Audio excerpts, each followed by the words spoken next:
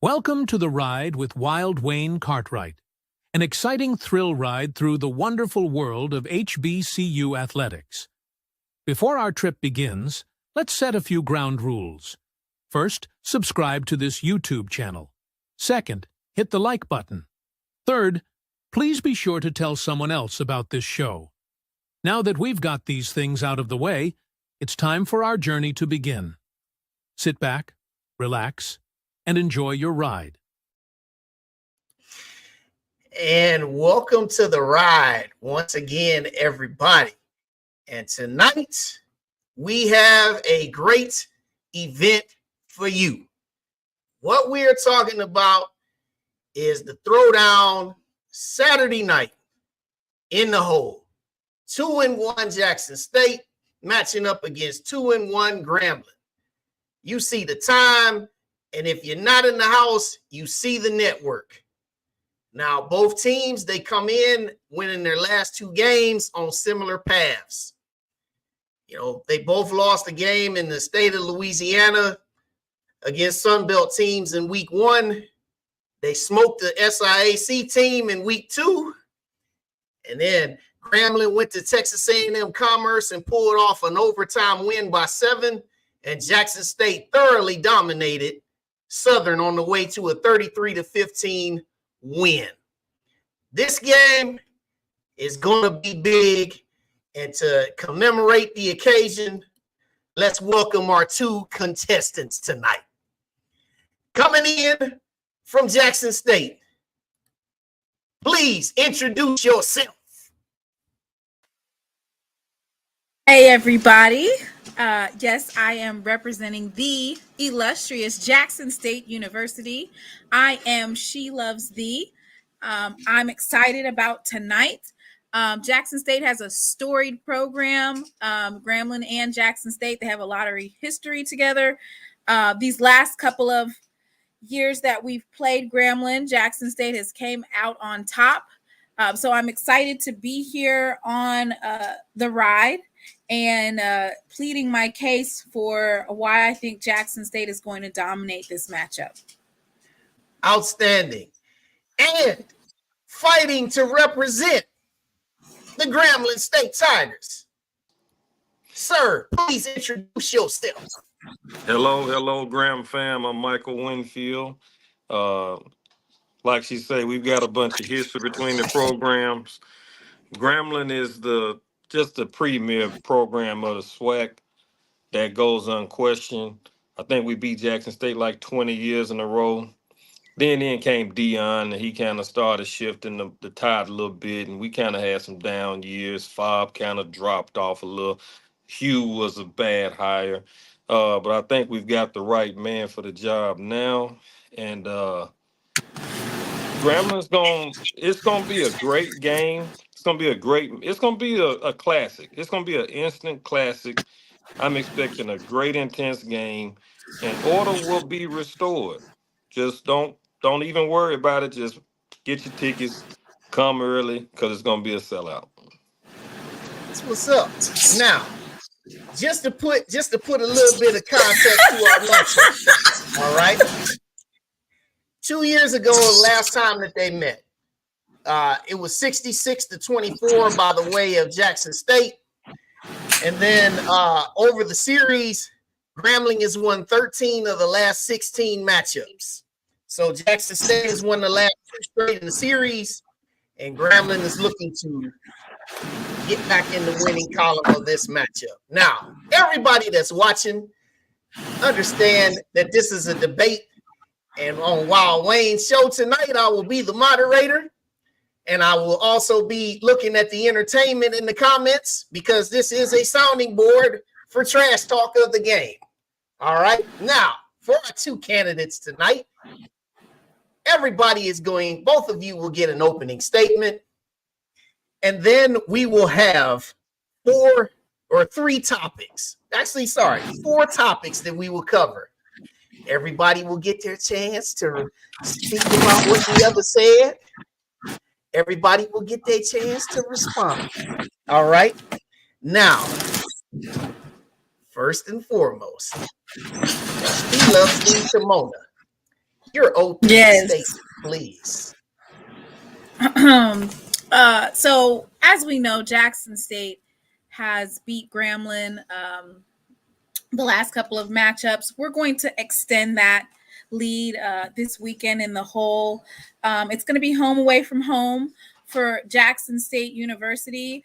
Grambling hasn't had a sellout since the 90s. That came from your AD, a statement that he made. So everybody knows that when Jackson State comes to town, we're going to bring our fans, we're going to bring our band and our players. It's going to be one of those home away from homes. We're going to go into the hole and take it over. No Diddy. I'm excited. And I'm ready for this debate. I'm gonna have to fact check Grambling beating some Jackson State 20 years in a row. I think that's a little exaggerated, but nonetheless, we're looking to dominate this weekend, and I am so excited to break down our offense and our defense and everything else that Wild Wayne Cartwright has in for store. And thank you for inviting me. Thank you for thinking of me. Well, thank you for that opening statement. Mr. Winfield, you're up for your opening statement, sir. Yeah, you're coming to the whole. It's the mecca of black college football. It's the Notre Dame of black college football. Yeah, Alcorn's. I mean, Jackson State's not the only team we beat 20 years in a row. We probably beat A&M that many too. Y'all ain't been in the SWAC that long, but Grambling has been dominating and dominating. We got the most SWAC championships. We had a little down. We had a little dip there, but Mickey Joseph is. It was a little dip, little drop off. But if you think about it, Grambling hasn't really won since we had Dooley at offense coordinator. Guess who's our offense coordinator now? It's Dooley. And, we got the offensive player of the year, the best quarterback in the SWAC. He's one of the best quarterbacks, I'm going to say, in the history of the SWAC. He's definitely top 10, possibly top 5. His numbers are off the chart. He does some he kind of frustrates you sometimes with his decision making. He throws some interceptions, but he can make every throw on the field, and we've got the receivers to go and get it. Man, we're gonna dominate. Man, we're gonna dominate the boom too. Well, It is what it is. Well, thank you, Mr. Winfield, for your opening statement. Now, ladies and gentlemen, we shall proceed into the first topic of the night. And because Jackson State is the visiting team in this matchup, Miss Sheila Z will go first on all of these topics. All right. Now, our first topic tonight is the JSU offense versus the Grambling defense. Miss Sheila Z, you are up. I'm so glad that I get to go first. I want to go ahead and set the stage for what's about to happen down there in Grambling, Louisiana. Michael Winfield, he made some really great statements about Grambling and their team and their quarterback. I think that when we look at the stats, we're going to go with facts, not fiction, numbers. And so Jackson State's offense averages 35 points per game. We're driven by an attack of 148 rushing yards and 225 passing yards per game. Our quarterback, Jacobian Morgan, has shown precision, and he actually is ranked 3rd overall in all of FCS, not just HBCU, but all of FCS, with a 70.1% completion percentage. So that dipped from the 82.1 that he was in week 3. So this last matchup against Southern, it dipped to 70.1, still 3rd in all of FCS. So our offense is versatile. So we have a balanced offense. So we have our running backs. We have Irv Mulligan, JD Martin, Travis Terrell. You know what? I could just go down the depth chart. And I would be here probably for days just talking about the different combinations of offense that Jackson State has. Jackson State's offense should be able to exploit Grambling's defense because they've allowed 426.7 total yards per game, averaging 163 of them are on the ground. So Grambling lets it fly. They let you run,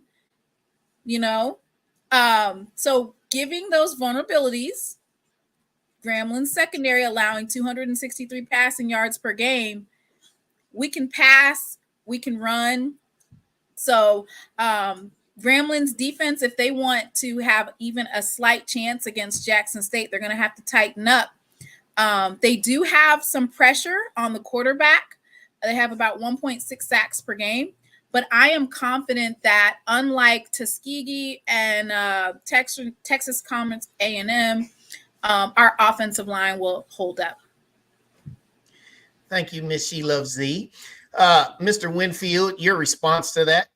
Well, let me start by saying that we have a lot of respect for Jackson State's program, and I personally picked them to be first in the East, and that says a lot. I also picked Grambling to be first in the East.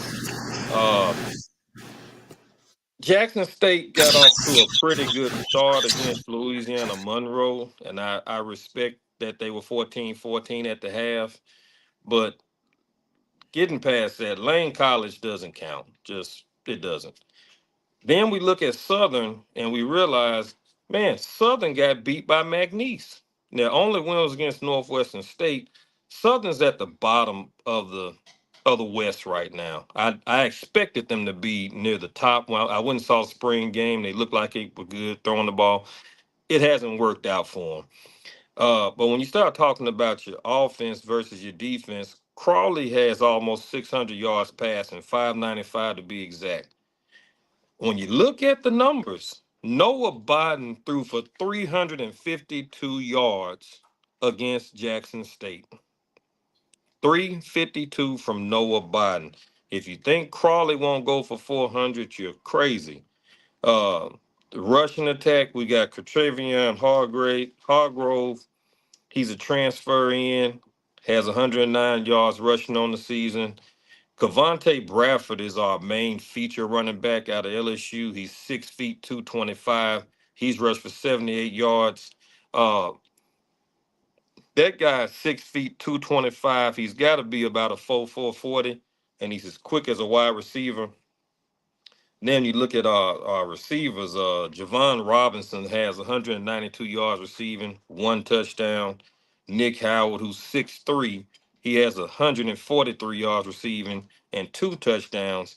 And the thing about it is, Jackson State may have the best run defense possibly next. I like Alcorn's defense a lot, but Jackson State's front seven is hell to deal with. But that secondary is susceptible. And the thing about it is, everyone talked about Dooley runs too much. He runs. He wants a running quarterback. Man, we barely run the ball. Like, I was mad that we didn't run it enough. So it's like first down, we're throwing it. Second down, we're throwing it. And it doesn't matter if it's 3rd and 1. If Crawley has a one-on-one matchup on the outside, he's throwing the deep ball. He's going to test your secondary all night. I like Grambling offense versus Jackson State's defense. All right. Thank you, Mr. Winfield. Now, let us proceed to our second topic, and that is the coaching staffs. And what I mean by the coaching staff, I'm not talking about just the head coaches. I want you guys to talk about your offensive coordinator, your defensive coordinator, special teams. Talk about the coaching staffs. Miss She Loves Z, you are first.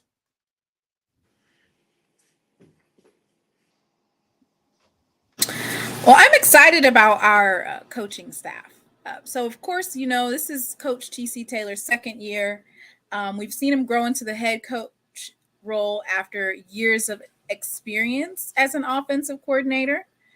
This year, he chose to actually take over the helm of being an offensive coordinator. It's been a topic of discussion all over on whether or not that was a sound choice.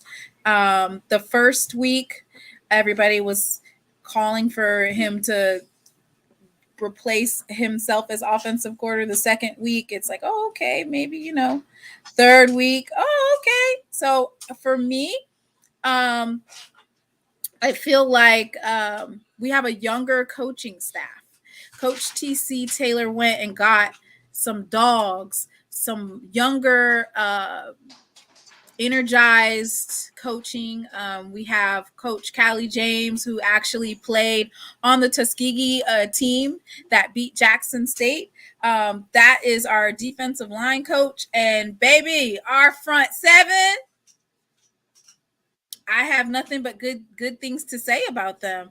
Our defensive coordinator, Coach Quinn, he was actually the cornerbacks coach last year, and he's been elevated to defensive coordinator. I love his play calling, his use of the blitzing in this last game against Southern.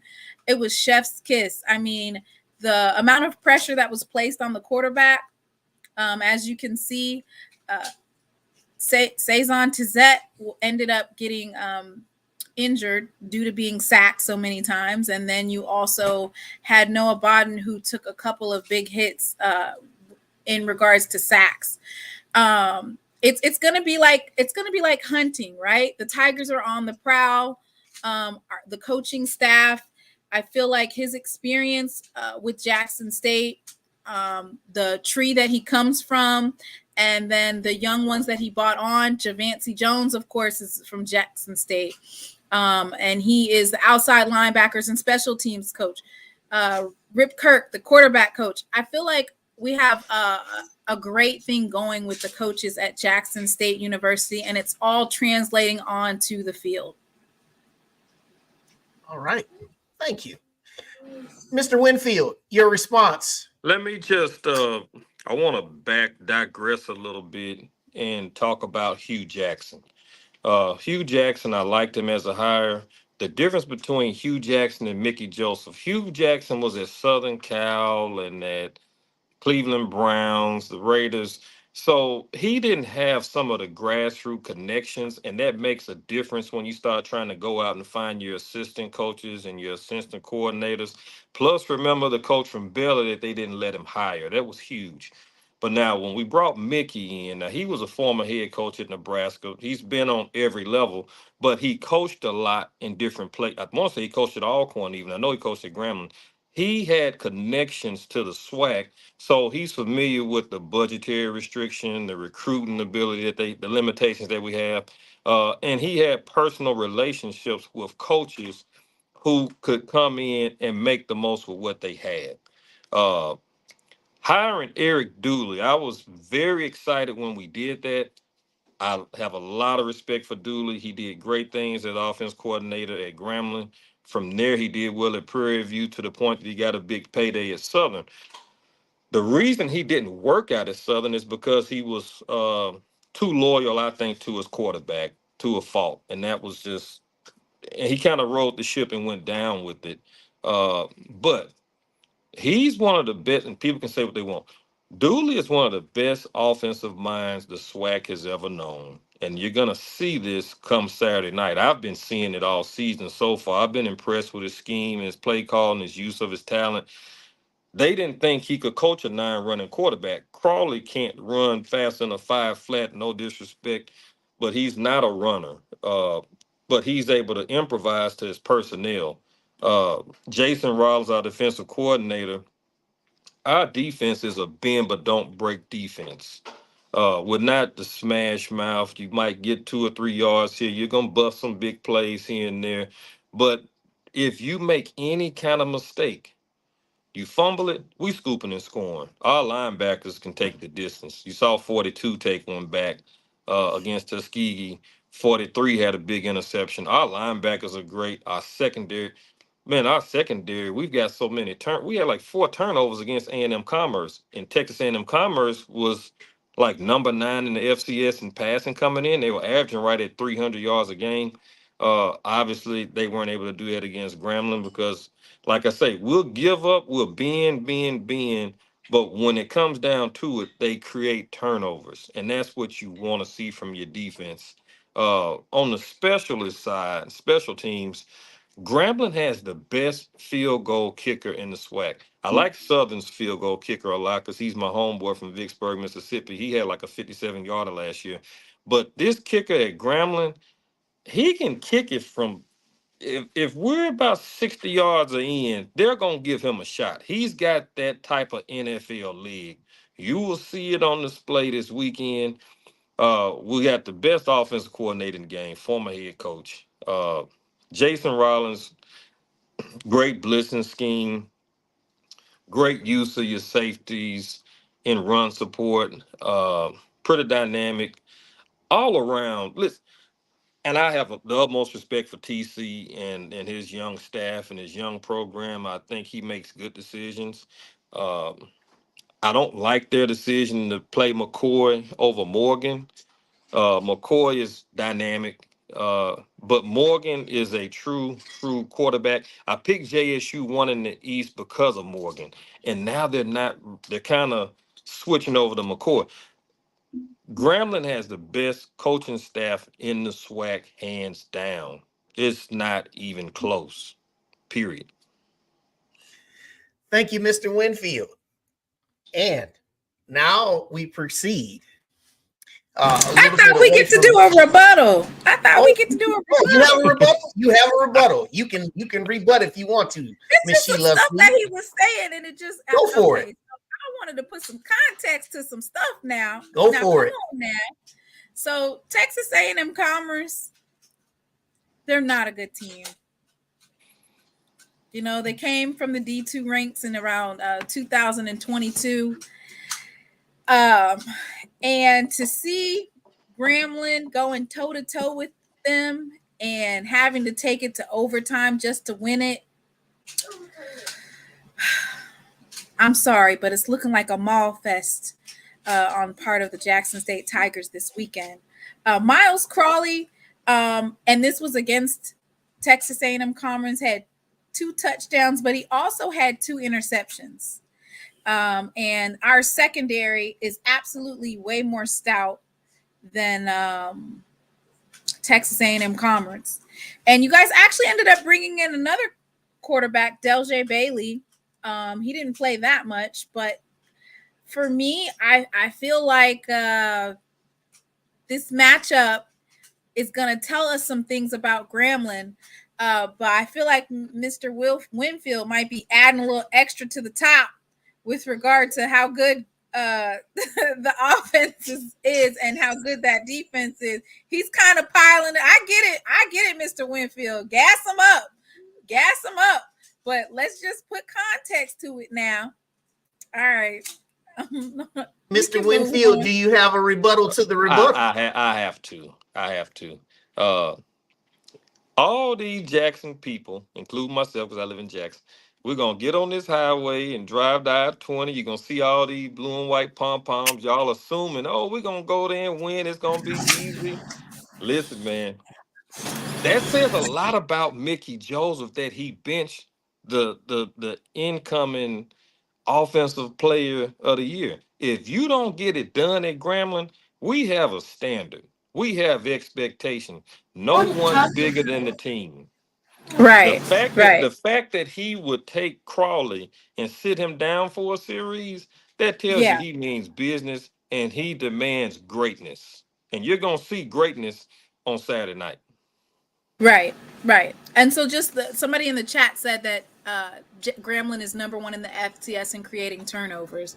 So 4 of those interceptions was in one game, right? The Texas A&M Commerce. We don't play. We get better every week. And then the other game was Tuskegee, which is a D2 school.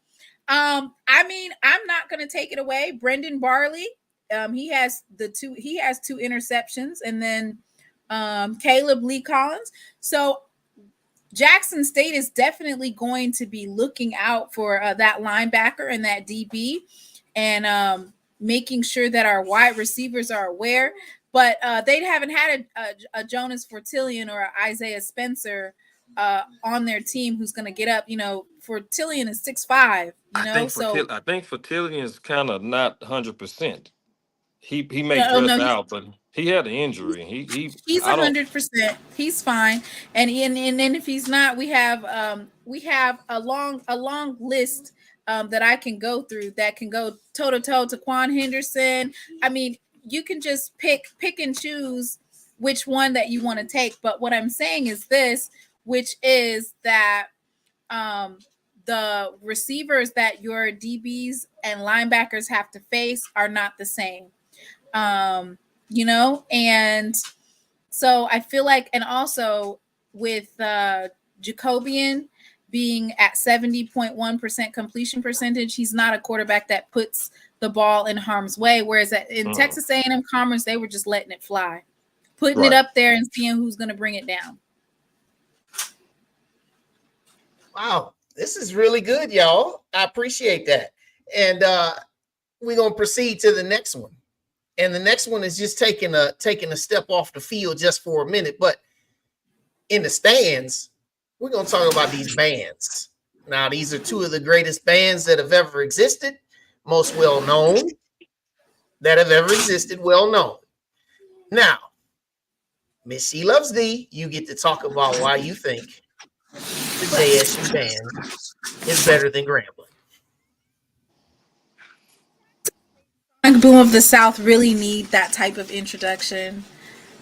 The name speaks for itself. The band speaks for itself.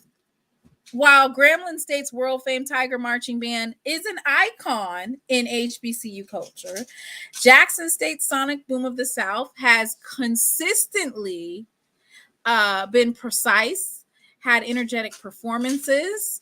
I mean, we just had the Boombox Classic where we took the halftime, the 0 quarter, the 5th quarter, coming in to the stadium, out of the stadium. I am for certain that the Sonic Boom of the South is going to add that extra push that Jackson State football team needs. We have our fans, we have our band. It's a Jackson State takeover. So that intensity that we'll bring, we're going to dominate not only on the field, but in the stands as well and at the halftime show. Yeah, Winfield, your response about Grant. Can you hear me? Yeah. Jackson State does all this silly stuff with the band. They didn't let Southern march in last week. What? It's not. We didn't let them march. They stopped the golden. Miss She Loves Thee. Miss She Loves Thee. You'll get your chance. This is Michael Winfield's moment. Look, they stopped the Golden Girls from strutting on the ramp and doing their stuff. But see, we ain't scared of y'all. We're going to let the boom come in. We're going to let you come in, sit down, act like you got some sense. Because I'm telling you, now, y'all got a good band. I ain't taking nothing from you. I love the J sets. That's the only thing I like about Jackson State. But when you start talking, and y'all halftime shows might be a little better than ours. I'm just honest. I didn't like what we did in Lafayette at all. We were a lot better in our show against Tuskegee. But now up in the stands, no, we're gonna blow that little band back to Mississippi. Man, they got over 22. That's one of the biggest bands I've seen. And I've posted them on my page, man. It's like they just keep coming and coming and coming and coming. We got a lot of bass drum, we got a lot of snare drum, we got a lot of quads, we got a lot of trombones, we got over 20 tubas. Man, that band is and they're gonna get the crowd so hyped. And it's like Jackson State is thinking that they're gonna come there and take over that stadium. It's not gonna happen, man. It's gonna be at least about 8,000 or 9,000 people there on Grambling's side, and they're gonna be hyped and crunk the whole game. You talking out the side of your neck is what you're doing. Miss She Loves Thee, you can rebuttal. Yes, your rebuttal. Dun dun dun dun. Jay! Dun dun dun dun. Hey! Dun dun dun dun. UJSU rocks the whole. I love that song. I can't even front.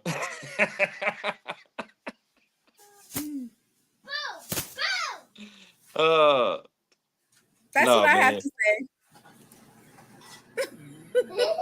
Mr. Winfield, no It's going rebuttal to the it's rebuttal. listen, it's going down. It is going down. GSU, I thought you knew. It is what it is. The best band in the stands will be the world fame. Now, I don't know about the halftime. I'm not gonna bet on the Orchesis versus the J sets, but in the stands, we're gonna blow them out. You won't even hear Jackson State. Well, all right. That is Walk in your the end trap, of. take over your trap.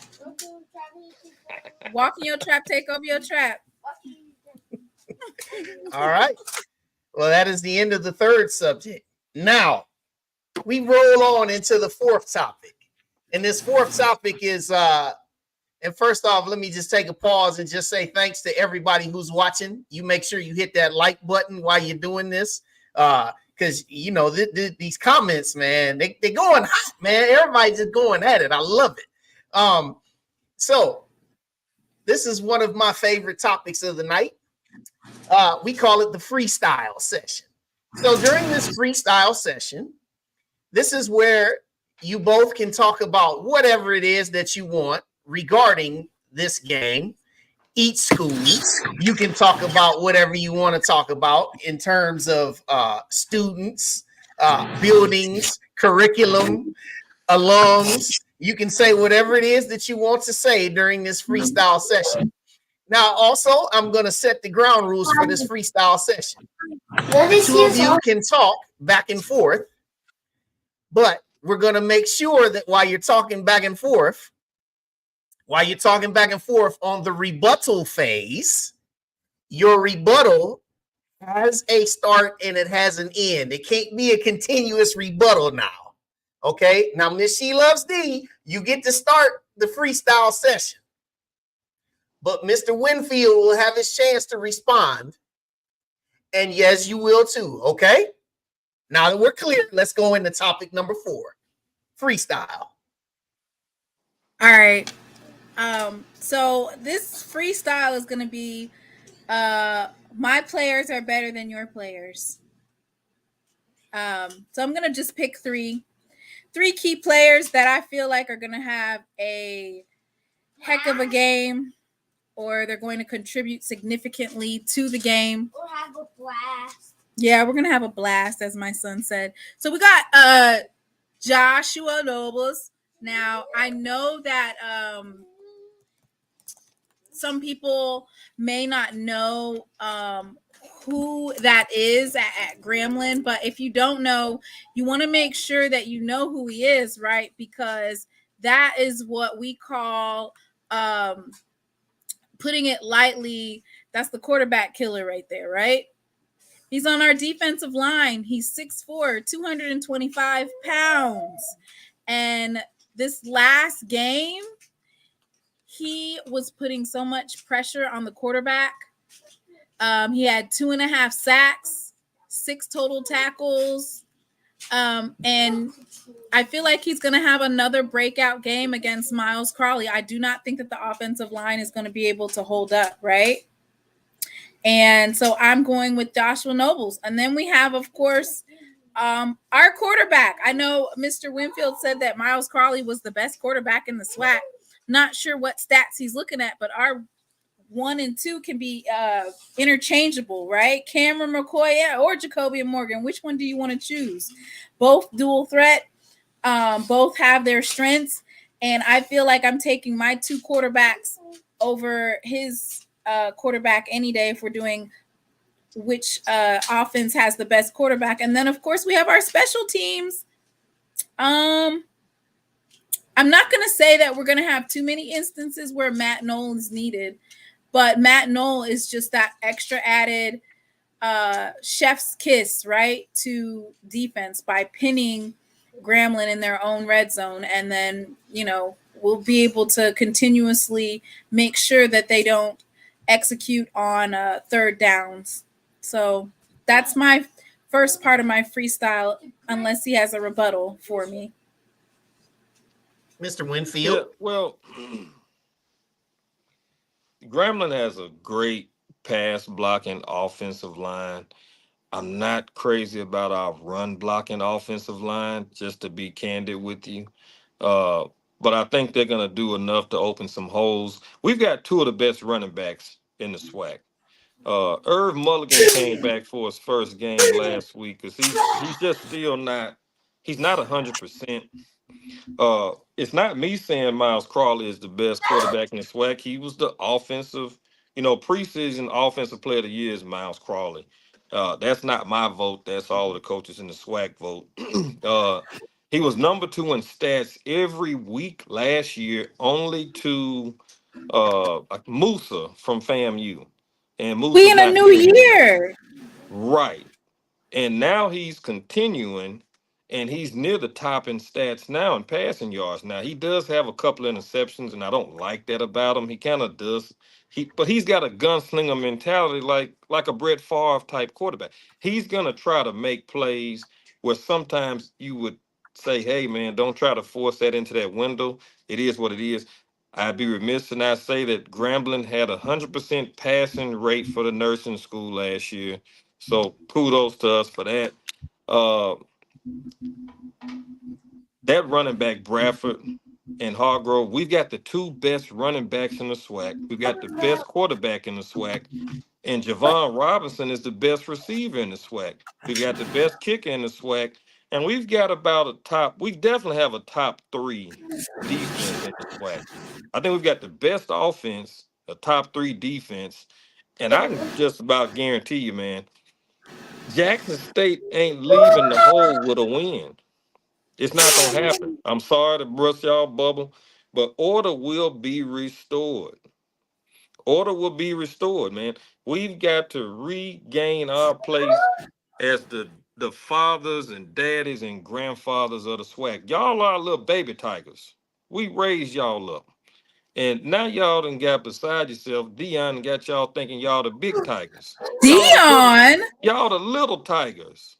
we're Y'all like the literally little. in the second. We're Y'all the. of our head coach TC Y'all are Taylor. the little tigers. I don't care who your head coach is. Y'all the little tigers. Grambling are the daddy tigers. We the granddaddy of them all. And it's about to be. Listen, the order got out of place. Grambling just let things go awry in the SWAC. But we putting it back in order. Grambling is guaranteed. Listen to me. Regardless of what happens this weekend, Grambling is guaranteed to win the West. They're Mark it down. guaranteed. We are number 1. We're guaranteed we're gonna win the West. So if you're lucky, you'll see us again. We're gonna either play Jackson State or FAMU for the SWAC championship game. So I'm gonna hit up Mickey and tell him, hey, don't show too much, man, because we might have to play these guys again. But He better order give is everything that about he's got. He order better give is about to. everything he's got. Only Grambling can say order will be restored because y'all ain't got nothing to restore to. Would you care to respond to that? She loves thee. Absolutely. Grambling is stuck in this time of Eddie Robinson, the great Eddie. Let me say he's great, right? The great Eddie Robinson Jr., the Grambling of old, and I don't know. I'm in the words of Mr. Ford. Listen, that ain't happening. Mickey Joseph is a great coach, but he has a team to build. Going toe to toe with Texas A&M and fighting for your life. I mean, your back is against the wall. Texas A&M Commerce. Yes, and then going toe to toe. Same difference. You let Tuskegee put up 20 points against you, and you think you finna come in here and restore some order against Jackson State? It's not going to be points. It won't be enough. We'll give you 20, but it won't be enough. You guys don't even normally score that much. Listen, Jackson State is okay. So I did go ahead and look at the total offense. Miles Crawley is negative 21 on rush yards. So that means he's not dual threat nothing. No, so he better not try to run out there. He's gonna get Joshua Nobles, Philip Webb, Jeremiah Williams. Tyus Martin, the list goes on and on. You don't want them to come over there and get your quarterback. So we know for a fact that Miles Crawley is not going to be running. Okay. Secondly, I don't know if you watched the game versus Southern this past week. Jackson State completely shut down the ability for Southern to rush at all. And on top of that, if we're going to talk about how many yards Jackson State allowed Southern to put up, what's one thing that you didn't say that we didn't allow was scoring. They only scored 15 points, right? At that point, the coverage changed to zone coverage or off man because Southern was so far behind and then we had shut down the run game. The only thing that you can do is put it up in the air. But what did you get? You got an interception from Kevrick Wiggins, and that was a very pivotal interception right there in the red zone. You had another instance where one of our defensive linemen literally intercepted the ball and was trying to truck it back. So to that, I would say good luck to Grambling on the remainder of their season. Thank your AD for making this a non-conference game so that it doesn't count against your record in conference, because there's no way that you guys are going to win this weekend. The only order that you'll be restoring is possibly removing the G again off of Grambling after this big loss at home. See, that's that disrespect that we feed off of. You know, it is what it is. I stopped watching the game when Noah Biden panicked and threw the ball to your D lineman. That was too much for me. I just, like I say, I went next to Mexican food. But the beauty of it is, y'all played a bad Southern team, and it's got all this excitement around your program. All you're doing is selling more tickets at Grambling. More y'all gonna come over there and make the trip and spend some money, and then y'all gonna go back sad and mad. Trust me, order is about to be restored in the swag. Let's go, Tigers. Let's go. We excited, man. Well, and this was a great freestyle session. Now, before we proceed to the final portion of this debate, the moderator, I will now ask a few questions of each of you, and I'd like you to respond if you would. Miss She Loves D, this question is for you first. Mr. Winfield and several other people in the chat have talked about that they believe that Southern was not very good, and that your thoughts of your win over Southern could potentially be an inflated view of how good your own team must be. Can you please respond to that?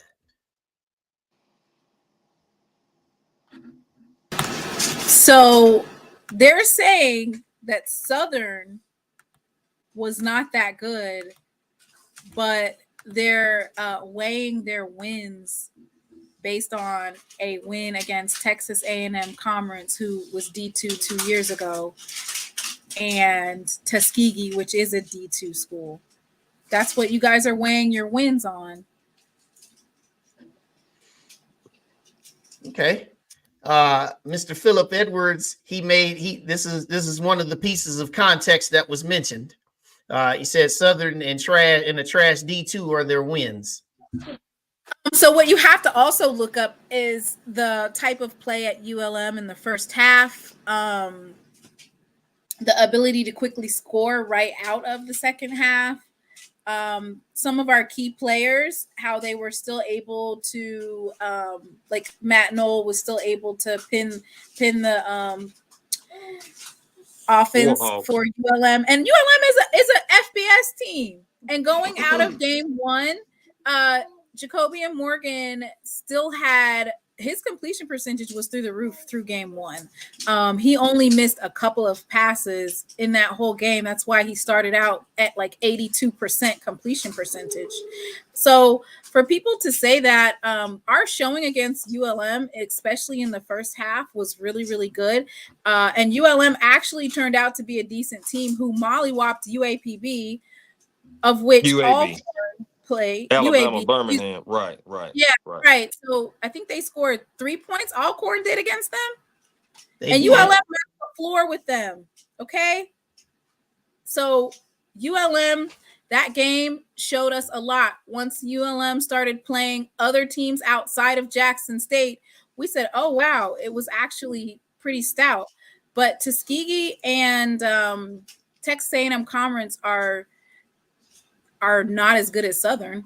Are you saying that Tuskegee is better than Southern, Michael? This year they are. This year they are. And I, oh Texas my A&M God. Oh, Commerce? A&M Commerce will beat Southern so bad they called a game off. Southern is worse than you think they. Listen to me. And I do this every week and I try to predict and Oh, I can't wait till Southern beat Grambling. I think I'm a good analyst, but I went down to the spring game and I watched Southern for about 30, 40 minutes, and I was like, man, they are gonna be hell this year. They go 5 wide, they threw in the West. So I'm having to eat humble pie on them. Southern is bad. They're worse than you think they are. They I really think that are. Southern's better than Grambling. Wow. I hear you, Blue. They're catching all the knees and elbows tonight. Okay, back to what you were saying. Nah, man, Southern, that I said today, when I realized Southern had lost to McNeese State, who is also a Southland Conference team, the SWAC has not done well against the Southland Conference. And that's where A&M Commerce is from. McNeese is in that conference too. When I saw that Southern lost to McNeese State, I said, man, we got to put an asterisk by that win. No, that's not a quality win. Miles Crawley has maybe for the boom might have got a quality win over Southern's band, but that football game doesn't. We don't count that. Throw them stats out. Miles, you said throw the stats out, but Miles Crawley literally has 2 interceptions against Texas A&M Commerce. And you don't think we ain't gonna have a field day? You thought that that coach Mickey Joseph pulled Miles Crawley out of that game. He's gonna bench him before the first quarter is over. Like, he's gonna get benched. There's either one or two things that's gonna happen. Miles Crawley's gonna get pulled for interceptions in the first quarter, or the defensive ends are going to sit him down. Like, it's really I'm not exaggerating when I say that this defense is stout. And based off of the play that I saw against Texas A&M Commerce, you're not going to be able to compete. Your offensive line will not be able to keep up. I'm not trying to be funny, but we scored on Lafayette. We put up points on Lafayette too. It's going down. It's going down, man. All right. Yeah, Southern's not a quality win. All right, my question. I have a question. Now, I had a question for Sheila. He has 3 interceptions, 3 games played, 3 interceptions, 6 touchdowns. And this is player of the year. You want your quarterback to have 2 touchdowns for every interception. No, you don't want your quarterback to have that many interceptions at all. That's a great QBR. But see, you do not want to have that many interceptions. No, see, Crawley doesn't just throw a little check down and crossing routes. He throws the ball 40, 50 yards down the field. We throw deep bombs. We don't just throw safe routes. We don't look to have stats and percentages. Crawley might be playing on Sunday. Well, let me ask this. This is a question here for you, Mr. Winfield. Grambling forced 6 turnovers and stopped Texas A&M Commerce on 4th down on downs 3 times. But yet the game still went to overtime. What is your overall analysis of that, and how would you explain that? And how do you think coming off of a game like that, that gives you guys confidence to do the things that you say against Jackson State on Saturday night? Well, you want to see your team get an ugly win. That's when you see the testament and the character of your team when they face a challenge, when they have to go on the road. Uh, I actually was driving by the buses on the way to Dallas because I went out there too. We must have gone at the same time. But Crawley had an off night, and I was wanting to see our running game and to see what we could do in the running game, and that forced us to run the ball a little bit more. And I was very impressed with what I saw in our running game. And like I was saying about the defense, it's a scrappy bunch. You know, you get first downs on us, get some first down on us, but we capitalize on mistakes on defense, and that's what you want to see from your defense. And I think Texas A&M is a little bit better than what people give them credit for. I promise you they would beat Southern by about 30 points easily. Now that first half, they were going up and down the field, and so was Grambling. Our kick returner probably had 200 yards returning because we stayed in good opening field position off special teams. But that second half was a different game for Gremlin's defense. You know, we really shut them down. And like I say, when the game was on the line at overtime, we ended it with a turnover. If you throw the ball to our DBs, they're not gonna drop it. They're not gonna drop it. Miss She Loves Thee, you can respond to that. And you have to come off mute to do it. Yeah, I had to be on mute because my audibles were out of this world. So offensively, Jackson State averages more yards per game and has a stronger defense, allowing just 286 total yards per game compared to Grambling's 426. 426.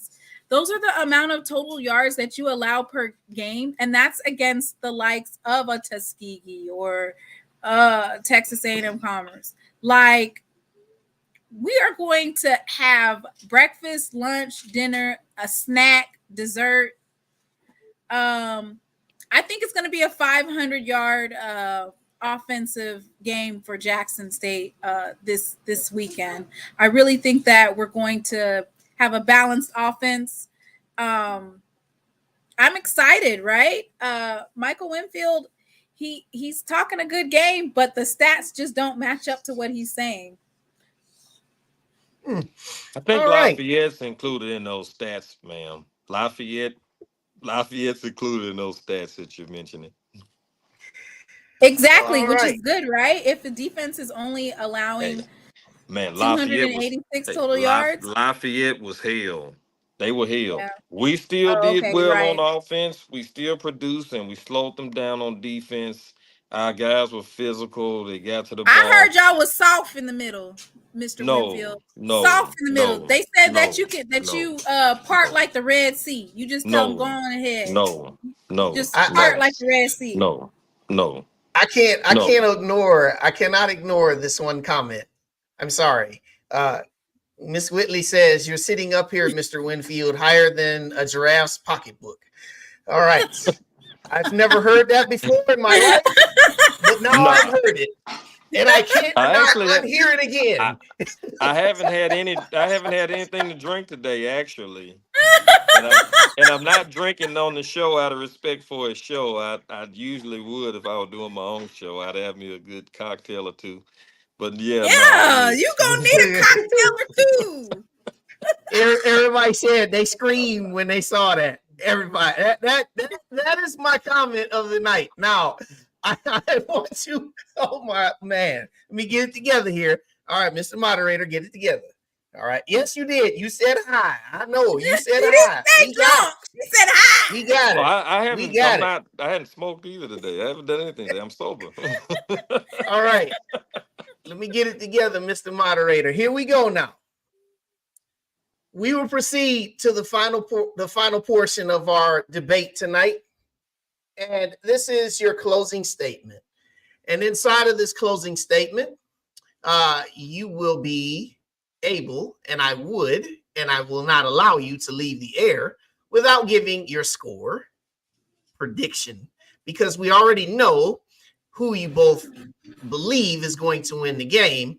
I want to hear the score and why that score will be what it is. Miss She Loves Thee, you may proceed with your final closing argument.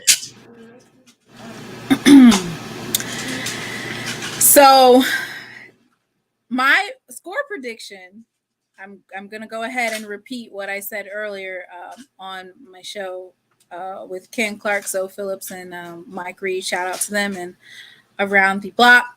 I predicted Jackson State is going to score 45 points. Grambling State is going to score 10. I wouldn't. So if Jackson State wins the coin flip, and Grambling decides for us to be on the defense out the gate, the first drive is going to end in either a safety or a forced fumble or interception. It's not going to be close. It's going to be I don't know if anybody's watched Game of Thrones, but there's something called the Red Wedding on the Game of Thrones, and it's just going to be a total massacre. It's not going to be pretty. So I want to go ahead and send out my condolences right now to Mr. Winfield, because he has such high hopes that he was going to restore the order, but that order doesn't come this coming Saturday in the hole. He's going to have to wait for a later date, maybe when he goes to sleep and in his dreams, for that win against Jackson State. Mr. Winfield, and thank you, Miss She Loves Thee. Mr. Winfield, your closing statement and score. I think I will go about 35-21 Grambling. I do agree that Jackson State's going to score some. It's going to be some turnovers on both sides. It's going to be a lot of hard hitting. Man, y'all come early so you can find a seat, because it's not going to be many places to sit. Some people going to have to sit on the hill. It's going to be, I see Grambling winning by at least 10, though. On the hill? Yeah, they're going to have to. We only got so many seats. It's going to be a lot of y'all. Because, see, y'all are so excited after beating Southern. So y'all really thinking you just going to run through the state of Louisiana. It's not going to happen, man. It's going to, just like how they sit on the hill at Alcorn. We got a hill, too. But, man, I'm telling you right now, y'all underestimating Grambling, and we love it. We love it. Y'all underestimate Mickey Joseph. No, we're not soft in the middle. It's going to be some helmets knocked off and everything. Now, y'all going to score some points. Y'all going to do some things. Y'all going to get some turnovers. It's going to be a back and forth game. But my difference maker in this game is the hole. You're coming to the hole. Going on the road in the SWAC is really hard to do. But the hole is a hard place to win. It's a hard place to win. And it's going to be even harder come Saturday night. Grambling 35-21. All right. Just as a rebuttal about how hard it is at the hole to win in the hole, no Diddy. I just wanted to say that I feel like this particular win for Jackson State is going to set the scene for the rest of the season. After this dominant performance in Grambling in the hole, where it's so hard to win, we should be able to coast through the SWAC West, and we just have one hill to climb on October 19th in Jackson, Mississippi, and we will be on our way to the Celebration Bowl.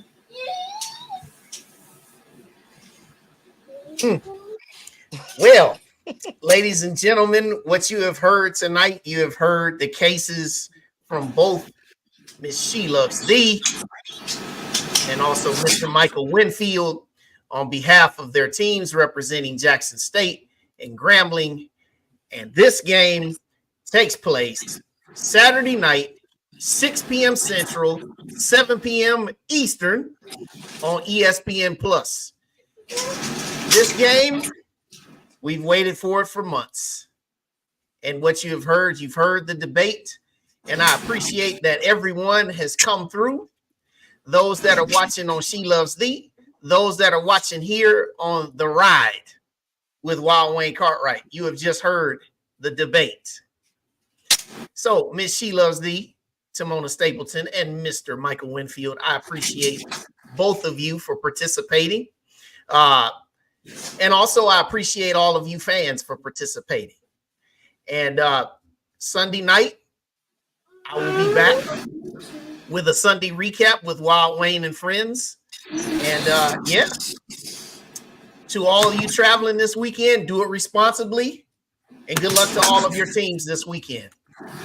Ladies and gentlemen, what you've witnessed, The Ride. Good night.